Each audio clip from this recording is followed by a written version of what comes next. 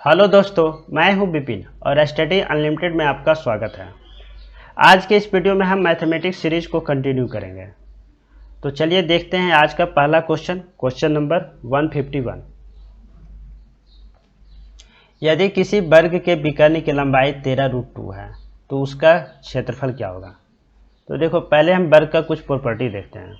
अगर कोई वर्ग है, अगर हम इसको मान लेते हैं ए, बी, सी और डी, तो वर्ग की जो चारों भुजा की लंबाई होता है वो कितना होता है, सेम होता है। और अगर हम वर्ग की विकर्ण की बात करें तो देखो ये कितना है, 90 डिग्री। और इस ट्रायंगल की अगर हम बात करें, एंगल ए, बी और डी की बात करें, तो ये क्या है, राइट एंगल ट्रायंगल है, समकोण त्रिभुज है।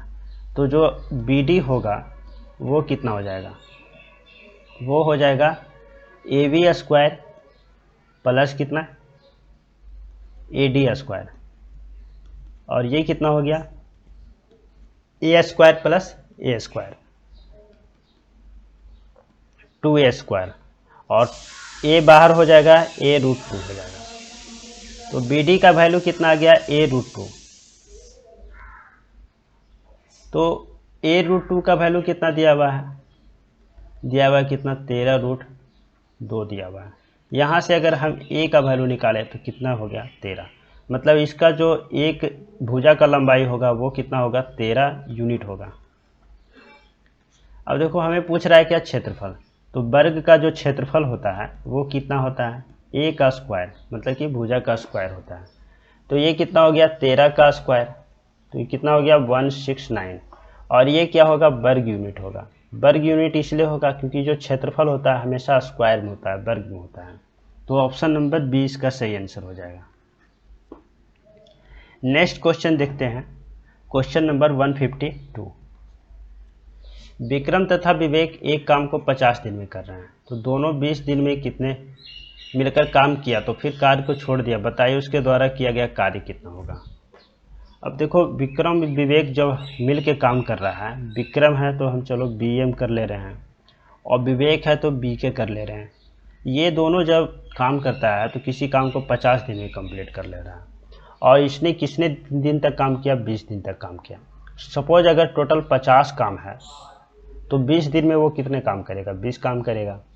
तो अगर इसके द्वारा टोटल पूछा जा रहा है कि कितने काम किया गया, तो 20/50 हो जाएगा। तो ये कितना आ गया, 2/5। और आंसर इसका हो जाएगा option number D. Next question देखते हैं, क्वेश्चन नंबर 153। एक आंकड़ा दिया हुआ है, ठीक है। इसमें क्या बोल रहा है, परिसर निकालने के लिए। तो देखो परिसर क्या होता है, परिसर होता है रेंज। अब किसी चीज़ का रेंज निकालना हो तो क्या निकालते हैं, उसका हायर वैल्यू निकालते हैं और उसमें से लोअर वैल्यू को माइनस करते हैं। तो हायर वैल्यू कौन सा है, हायर वैल्यू माइनस क्या, लोअर वैल्यू। जो सबसे छोटा वैल्यू होता है उसको हम माइनस कर देते हैं। अब यहाँ से सबसे बड़ा कौन है, 19 है, तो हायर वैल्यू कितना हो गया, 19 हो गया। और सबसे छोटा की अगर हम बात करें तो कौन है, 9 है, तो 9 माइनस कर देंगे, कितना आ गया इसका आंसर, 10। ऑप्शन नंबर 20 का सही आंसर हो जाएगा। नेक्स्ट क्वेश्चन देखते हैं, question number 154। Sec square theta 2 tan theta cos theta minus tan square theta. अब देखो यहाँ हम एक जानते हैं कि sec square theta minus tan square theta equal to कितना होता है, 1 होता है। तो यहाँ से sec square theta minus tan square theta equal to हम 1 लिख सकते हैं। और ये कितना लिख सकते हैं, 2 tan theta cos theta. Actually यहाँ पे कॉस थीटा नहीं, कॉट थीटा होगा। अगर कॉस थीटा होगा तो हो जाएगा 1 + 2 tan थीटा कॉस थीटा, ठीक है। तो 1 + 2 tan थीटा का कितना हो जाएगा, साइन थीटा। और ये कितना हो गया, कॉस थीटा। और इधर फिर कितना आ गया, cos theta. Cos theta cancel हो गया, तो आंसर क्या आ जाएगा, 1 + 2 साइन थीटा आएगा, यही आंसर आएगा। लेकिन यहाँ पे ऑप्शन में 1 + 2 साइन थीटा तो है नहीं। तो यहाँ क्या होगा ना कि कॉस थीटा की जगह पे कॉट थीटा होना चाहिए, कुछ मिस्टेक हो गया, प्रिंटिंग मिस्टेक होगा, कॉट थीटा होगा। अब देखो ये कितना आ जाएगा, 1 + 2। अब देखो tan theta into cot theta equal to क्या ले सकते हैं, हम जानते हैं कि tan थीटा जो होता है वो 1/cot थीटा होता है। या फिर यूँ बोले कि कॉट थीटा जो होता है 1/tan थीटा होता है, और हम अगर दोनों को हम गुना कर देते हैं तो ये लिख सकते हैं कि tan theta into cot theta equal to कितना होता है 1 होता है। तो हम tan theta into cot theta equal to कितना 1 लिख सकते हैं। अब देखो 2 को 1 से गुना किए तो 2 और 2 को 1 जोड़ दिए थे, कितना हो गया टोटल 3। तो ऑप्शन नंबर डी इसका सही आंसर हो जाएगा। नेक्स्ट क्वेश्चन देखते हैं, क्वेश्चन नंबर 155। यदि 2.5 किलो सब्जी का मूल्य 120 रुपया है तो आधा किलो सब्जी का मूल्य कितना होगा। अब देखो 2.5 kg सब्जी का मूल्य कितना है 120 है, हमें पूछ रहा है क्या आधा kg सब्जी का मूल्य। ठीक है, हमें क्या करना पड़ेगा 5 से भाग देना पड़ेगा इसमें, क्योंकि आधा kg कितने बार 5 बार ऐड करेंगे तो 2.5 होगा। तो हम 5 से भाग दे रहे हैं, कितना आ गया इसका 24, 24 × 20 से। ऑप्शन नंबर सी इसका सही आंसर हो जाएगा। नेक्स्ट क्वेश्चन देखते हैं, क्वेश्चन नंबर 156। पुष्पा ने 2 दर्जन पेन 480 में खरीदे। ठीक है, 4 पेन के पैकेट के हिसाब से ₹100 में प्रति पैकेट बेचा गया, उसका लाभ परसेंटेज निकालो। यहाँ सीपी दिया हुआ है, कॉस्ट प्राइस जिसको क्रय मूल्य बोलते हैं, सीपी दिया हुआ है कितना 480। लेकिन ये कितने का दिया हुआ है 2 दर्जन की बात करें मतलब 24 पेन की दिया हुआ है। 24 पेन का सीपी दिया हुआ है कितना 480। अब देखो अगर हम एसपी की बात करें तो एसपी भी दिया हुआ है कितना 4 पेन की कीमत कितना 100, एसपी दिया हुआ है कितना 100, लेकिन कितना 4 पेन की। अब देखो इस क्वेश्चन को बनाने का अप्रोच क्या होना चाहिए, हमें निकालना है क्या प्रॉफिट परसेंटेज निकालना है, लाभ परसेंटेज निकालना है। तो इस क्वेश्चन को बनाने का अप्रोच क्या होना चाहिए। पहला अप्रोच तो यह है कि देखो इस पेन को हमें इक्वल करना पड़ेगा। अगर ये 24 पेन का सीपी है 480 तो हमें इसे भी 24 करना पड़ेगा, नहीं तो अगर ये 4 का है तो इसे भी 4 करना पड़ेगा, या फिर दोनों को एक एक कर देते हैं। अगर देखो सीपी कितना है 480, कितने पेन का तो 24 पेन का। अगर हम एसपी को भी हम कर दें तो 100 गुने कितना हो जाएगा 6, क्योंकि 4 पेन का सीपी कितना है 100। अगर हम 24 पेन का सीपी निकालते हैं तो कितना 6 हो जाएगा, तो ये कितना हो जाएगा 600। तो सीपी कितना है 480 और ये कितना है 600। प्रॉफिट की अगर बात करें तो 600 माइनस 480 हो गया, कितना आ जाएगा 120। और अगर हम परसेंटेज प्रॉफिट की अगर हम बात करें तो कितना आ जाएगा 120 बटे कितना, प्रॉफिट किस में हो रहा है 480 में, सीपी कितना है 480, तो 480 गुने कितना 100। अब 12 चौक 48 और 4 से ये कट गया कितना 25, तो 25% इसका सही आंसर हो जाएगा। देखो हम क्या किए, पेन को इक्वल कर लिए। तो 24 पेन का जब सीपी था 480 तो हम भी 24 पेन का हम एसपी भी कर लिए, तो ये 600 आ गया, क्योंकि 4 पेन का एसपी है 100 तो 6 पेन का कितना हो जाएगा 600। अब 480 और ये 600 हो गया। अब दोनों को हम प्रॉफिट निकालते हैं तो दोनों को माइनस करना पड़ेगा, तो कितना आ गया 120। अब अगर हम परसेंटेज प्रॉफिट निकालेंगे तो 120 बटे 480 इंटू कितना 100 करना पड़ेगा, और ये आ गया 25%। अब देखो दूसरा हम क्या करते हैं, अगर सीपी 24 का दिया हुआ है 480 तो हम 4 का निकाल सकते हैं। सीपी दिया हुआ है कितना 480, कितना पेन का तो दिया हुआ है 24 पेन का। अगर हम 4 पेन का निकालते हैं तो 6 से भाग देना पड़ेगा, और 6 से इसमें भाग देंगे तो कितना हो जाएगा 80। तो जो सीपी हो गया कितना 80। और अगर हम एसपी की बात करें तो कितना दिया हुआ है 100 दिया हुआ है, कितना 4 पेन का। तो देखो पेन इक्वल हो गया। अब यहाँ से अगर हम प्रॉफिट की बात करें तो कितना 100 माइनस 80 करना पड़ेगा, तो कितना हो गया 20 हो गया। अब देखो परसेंटेज प्रॉफिट की अगर हम बात करें तो 20 बटे कितना 80 और गुने कितना 100, यहाँ से कितना 4 और यहाँ से कितना 5, 25 आ गया। तो यहाँ से भी निकालते हैं 25%। या फिर अगर देखो 24 पेन का दिया हुआ है कितना 480, अगर एक पेन का हम सीपी निकालना चाहें तो 480 डिवाइडेड बाय कितना 24 करना पड़ेगा, तो कितना 20 रुपया आ जाएगा। ठीक है।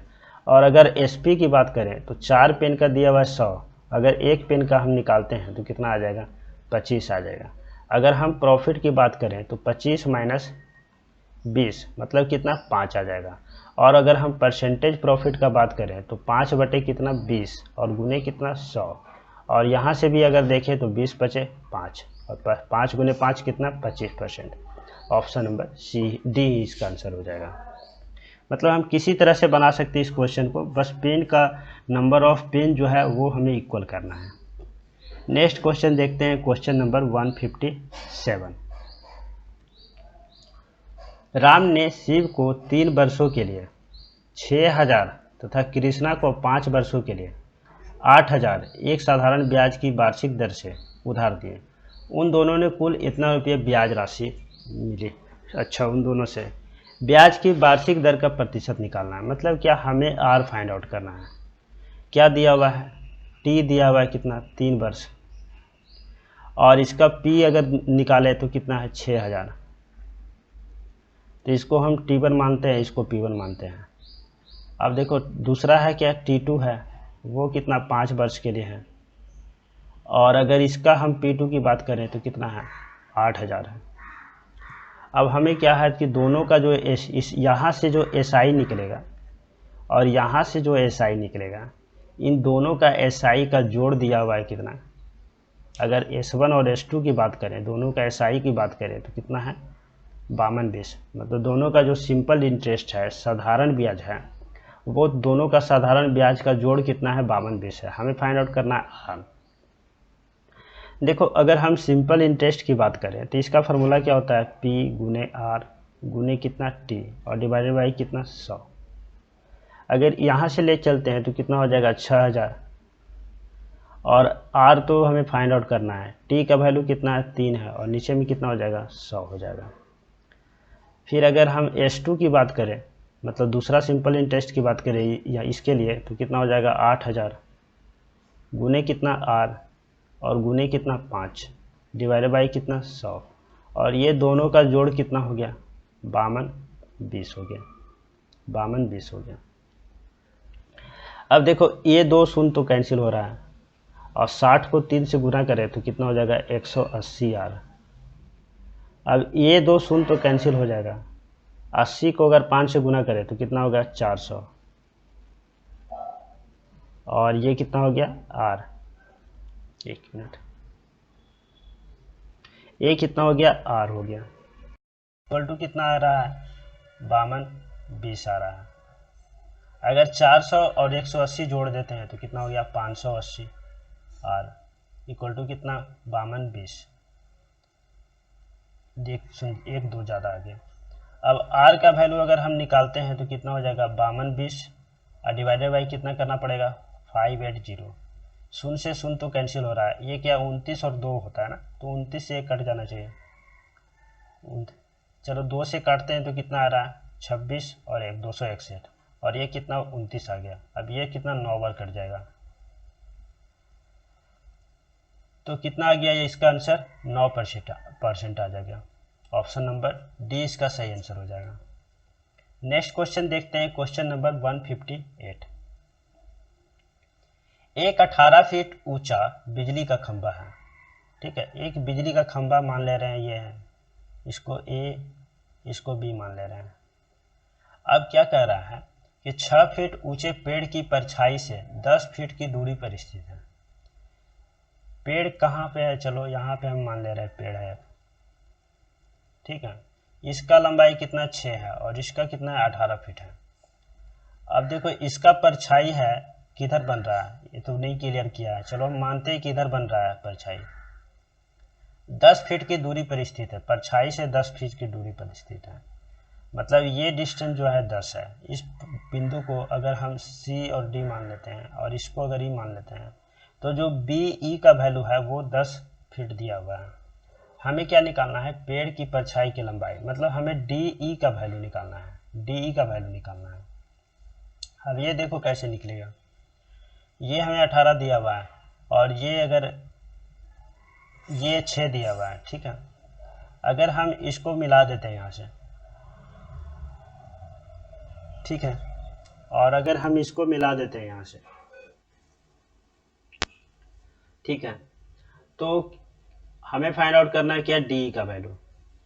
अब देखो डी का वैल्यू फाइंड आउट करने के लिए हमें क्या चाहिए, डी का फाइंड आउट कर ये एंगल चाहिए, नहीं तो ये एंगल चाहिए।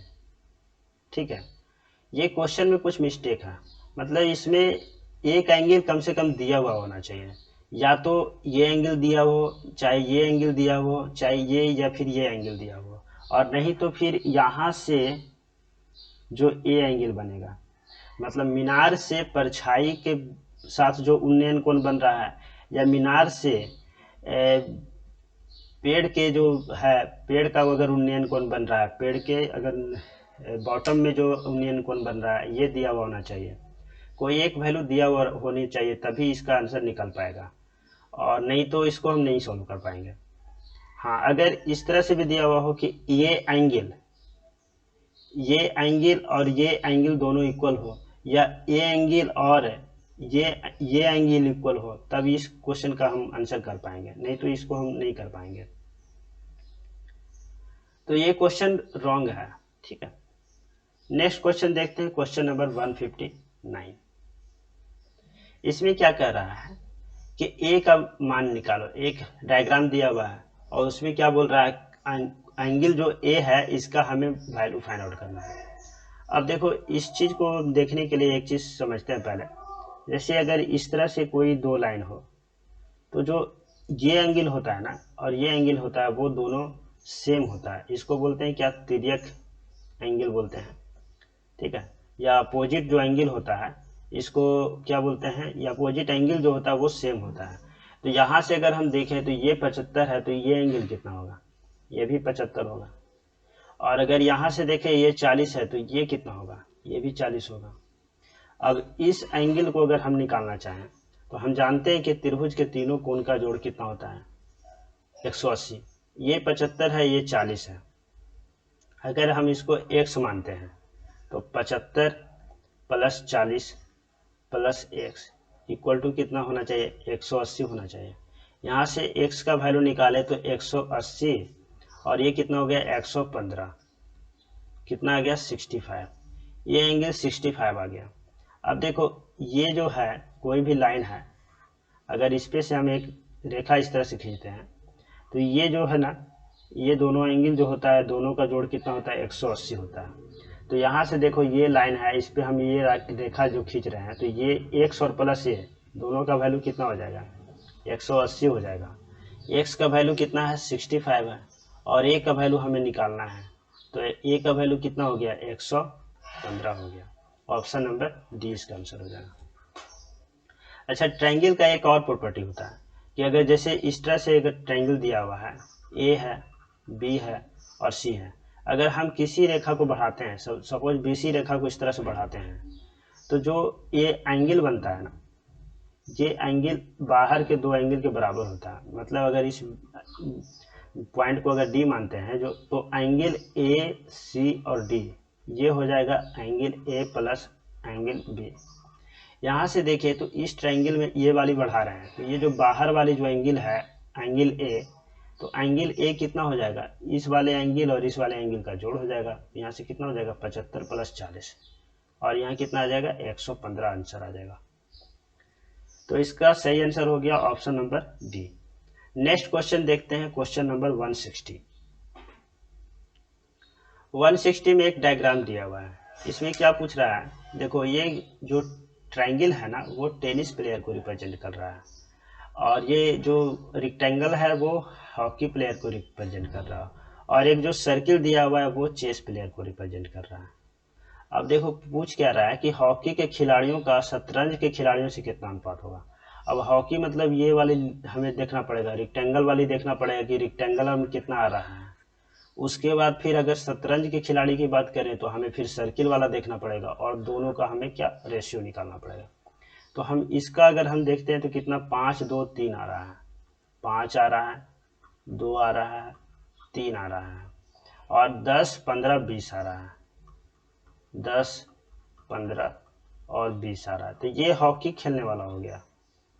अब देखो जो शतरंज खेलने वाला है वो वृत्त के अंदर आएगा, तो वृत्त के अंदर कौन सा है, 13 2 3, 13 2 3, 12, 14, 6, 12, 14, 6, उसके बाद कितना है 10, 15, 11, 4, 10, 15 और 11 और 4। तो देखो इस रेक्टेंगल के अंदर कितना आ गया 5, 2, 3 आ गया, 10, 15, 20 आ गया। और इस अगर सर्किल की बात करें, वृत्त की बात करें, 13, 2, 3 आ गया, 12, 14, 6 आ गया। ठीक है, उसके बाद कितना 10, 15 आ गया, 4 और 11 आ गया, 5, 20 और 5 नहीं आएगा। तो अब दोनों का रेशियो फाइंड आउट करना है। तो हमें क्या करना पड़ेगा, ये सारे को ऐड करना पड़ेगा। तो 5, 2 कितना 7, 7, 3 10, 10, 10 20, 20 और 15 कितना हो गया 35, 35 और 20 कितना 55 हो गया। नीचे देखते हैं 13 और 2 कितना 15, 15, 3 18, 18 और 12 कितना हो गया 30, 30 और 14 कितना हो गया 44, 44 और 6 50, 50 और 10 60, 60 और 15 75, 75 और 15 कितना हो जाएगा 90। अब देखो ये 5 से कट गया 11 आ गया, और ये 5 से कटेगा तो 18 आ जाएगा। तो इसका सही आंसर हो जाएगा कौन 11/18, option number C. Next question देखते हैं, क्वेश्चन नंबर 161। वे टेनिस खिलाड़ी जो हॉकी के खिलाड़ी नहीं है। अब देखो टेनिस खिलाड़ी कौन सा है, ट्रायंगल वाला, मतलब टोटल कितना ट्रायंगल में आ रहा है 11 आ रहा है, 5 आ रहा है, 11 आ रहा है, 10 आ रहा है, 14 आ रहा है, 5 आ रहा है। 5 आ रहा है, 11 आ रहा है, 10 आ रहा है, 14 आ रहा है और 5 आ रहा है। अब इसमें से हमें माइनस करना पड़ेगा क्या, वे टेनिस खिलाड़ी जो हॉकी के खिलाड़ी नहीं है, हॉकी के खिलाड़ी माइनस करना पड़ेगा। देखो हॉकी के खिलाड़ी मतलब क्या, रेक्टेंगल आयत जो है, तो आयत के अंदर कौन कौन से आ रहा है, एक 10 ही है जो कि आ रहा है, ये जो है वैल्यू में से, इस वैल्यू में तो सिर्फ 10 ही है जो कि एक रेक्टेंगल में आ रहा है, तो हम इसे माइनस कर देंगे। तो हमें फिर क्या जोड़ना पड़ेगा 5, 11, 14 और 5, 11 और 14 कितना हो गया 25, 25 और 10 कितना 35। तो इसका सही आंसर हो गया 35, ऑप्शन नंबर डी। चलो गाइज आज के लिए इतना ही, जय हिंद।